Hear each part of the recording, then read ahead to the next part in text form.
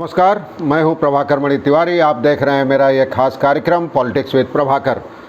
जैसा कि अनुमान लगाया जा रहा था, पश्चिम बंगाल विधानसभा का वर्षाकालीन सत्र आज से शुरू हुआ और इसमें हंगामा होने की आशंका जताई जा रही थी। आज भी वैसा ही कुछ हुआ। मैं पूरा ब्यौरा आपको दूंगा इस रिपोर्ट में, आखिर तक देखें। आगे बढ़ने से पहले एक बार आपसे अनुरोध कर दूं कि अगर आपने अब तक इस चैनल को सब्सक्राइब नहीं किया है तो कृपया सब्सक्राइब करें, मित्रों और परिजनों के साथ शेयर करें और घंटी का निशान दबाना भी न भूलें। तो चलिए अब देखते हैं कि आज पश्चिम बंगाल विधानसभा के अधिवेशन के पहले दिन क्या क्या हुआ। अधिवेशन जैसा उम्मीद की जा रही थी काफ़ी हंगामेदार रहा और पहले जो राज्यपाल, राज्य सरकार और ममता बनर्जी के बीच टकराव चल रहा था, तकरार चल रही थी, खासकर राज्यपाल के अभिभाषण को लेकर। तो इससे ये तमाम तरह के कयास लगाए जा रहे थे कि राज्यपाल अपना अभिभाषण पढ़ेंगे या नहीं, और अगर पढ़ेंगे तो पूरा पढ़ेंगे, क्योंकि राज्यपाल ने अभिभाषण के मसौदे पर आपत्ति जताई थी। उनका कहना था कि कई चीज़ें इसमें जो लिखी हैं वो हकीकत से मेल नहीं खाती हैं। मिसाल के तौर पर जो चुनाव बाद की हिंसा हुई उसका कोई जिक्र नहीं था, बाकी ऐसी तमाम चीज़ों का जिक्र नहीं था। तो इस पे तकरार चल रही थी और उम्मीद जताई जा रही थी कि कुछ न कुछ हल निकल आएगा। इस हल निकालने की कोशिश में ही कल शिक्षा मंत्री ब्रात्य बसु ने मुलाकात की थी राजभवन जाकर राज्यपाल से। राज्यपाल आज ठीक समय पहुंच गए सदन में और वहां विधानसभा अध्यक्ष विमान बनर्जी और मुख्यमंत्री ममता बनर्जी ने उनका स्वागत किया।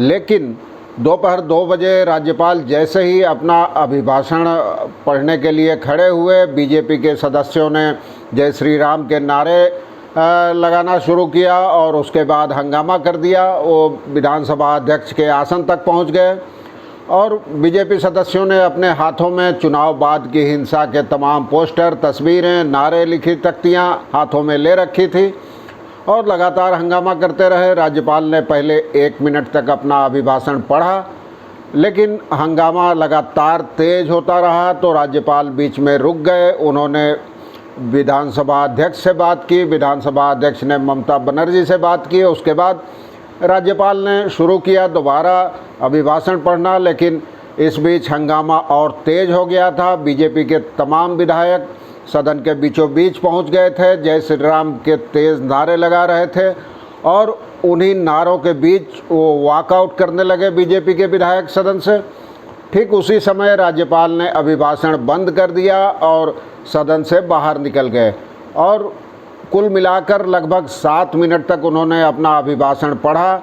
बीजेपी के विपक्ष के जो नेता हैं शुभेंदु अधिकारी, उनका कहना था कि सदन में जो अभिभाषण था उसमें और हकीकत में ज़मीन आसमान का अंतर था। उसमें न तो हिंसा का जिक्र था न बाकी चीज़ों का जिक्र था, इसलिए हमने उसका विरोध किया, वॉकआउट किया।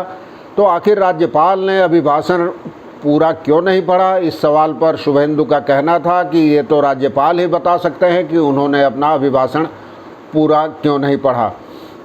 और कुल मिलाकर अगर देखा जाए तो राज्यपाल ने करीब 4 मिनट ही पढ़ा अभिभाषण को, जबकि आमतौर पर करीब 30 मिनट लगते हैं अभिभाषण में, जैसे कि परंपरा रही है, लेकिन आज सिर्फ 4 मिनट पढ़ा और शोर शराबे के चलते अपना भाषण पूरा नहीं कर पाए।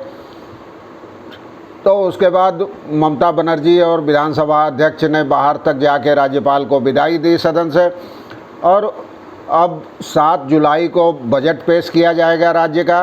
दूसरी ओर शुभेंदु ने विधानसभा परिसर में प्रेस कॉन्फ्रेंस में कहा कि राज्यपाल को जो सरकार ने भाषण लिख कर दिया था वो पूरी तरह झूठा था, न चुनाव हिंसा का जिक्र था, यह एकदम पॉलिटिकल एजेंडा था। उनका कहना था कि सरकार का पॉलिटिकल एजेंडा था और ये हिंसा बहुत बर्बर हुई थी। शुभेंदु का आरोप था बीजेपी कार्यकर्ताओं की 41 कार्यकर्ताओं की हत्या हुई, उनका कोई जिक्र नहीं था। हजारों मकान तोड़े गए, कईयों के साथ सामूहिक बलात्कार हुआ, महिलाओं के साथ 300 से ज़्यादा छेड़खानी हुई, 9000 FIR दर्ज किए गए, ये शुभेंदु का दावा था।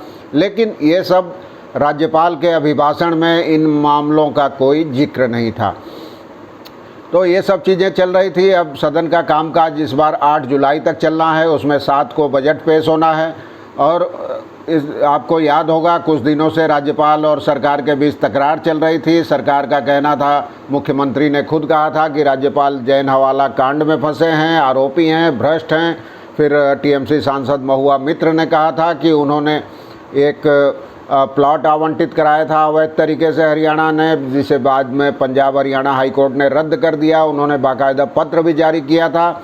दूसरी ओर राज्यपाल ने इन तमाम आरोपों को झूठा और गलत बताया था। ये सब चीज़ें चल रही थी, तो ये आज उसका ही नतीजा देखने को मिला यहाँ, और कोई नई बात नहीं थी। इसकी आशंका जताई जा रही थी। बाद में राज्यपाल ने भी कहीं कोई ट्वीट नहीं किया है उसके बाद शाम तक, और काफ़ी हंगामेदार रहा। दूसरी ओर टीएमसी ने अपने तमाम विधायकों को सदन में मौजूद रहने के लिए कल शाम को ही व्हिप जारी कर दिया था कि सबको मौजूद रहना है। दरअसल पार्टी को किसी बड़े हंगामे की उम्मीद थी। बीजेपी के भी 74 विधायक हैं, तो एक मजबूत ताकत है बीजेपी भी। तो अब 8 जुलाई तक अनुमान है राजनीतिक पर्यवेक्षकों का कि रोज़ाना हिंसा और किसी न किसी मुद्दे पर बीजेपी हंगामा करती रहेगी। सदन के कामकाज में बाधा पहुंचाने की कोशिशें होंगी। टीएमसी के एक नेता ने कहा कि बीजेपी सदन का कामकाज सुचारू रूप से नहीं चलने देगी। अब आगे देखते हैं अगले 5 दिनों में क्या होता है, और अगर कोई बड़ी घटना, अहम घटना हुई तो आपको बताऊँगा। और अगला वीडियो देखिए असम पर। असम में किस तरह हाईकोर्ट के एक फैसले ने असम सरकार, बीजेपी सरकार को झटका दिया है। वहाँ सामाजिक कार्यकर्ता अखिल गोगोई 19 महीने से जेल में थे। नागरिकता कानून के विरोध में, राजद्रोह के आरोप में जेल में बंद थे, लेकिन एनआईए की एक अदालत ने उनको रिहा कर दिया है और उनका इलाज चल रहा था गुवाहाटी मेडिकल कॉलेज अस्पताल में। वहाँ से उनको रिहा कर दिया गया है, और उन्होंने जेल में रहते ही शिवसागर सीट से हाल के विधानसभा चुनाव में विजय हासिल की थी। तो अगला वीडियो उस पर होगा, देखना मत भूलिएगा। तब तक के लिए धन्यवाद, नमस्कार।